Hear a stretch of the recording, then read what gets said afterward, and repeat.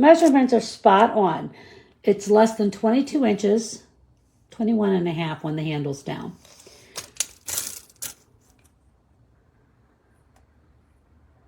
See, 12 inches across. I'm going to say at the widest, 12 and a half. This spins perfectly and rolls. I travel a lot, so that's very important. The lock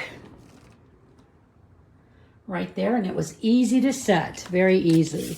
The handle goes down and up and down, no problems. It looks a little bit more orange in the video, but it's actually the bright pink. It is so cute. I give it a thumbs up.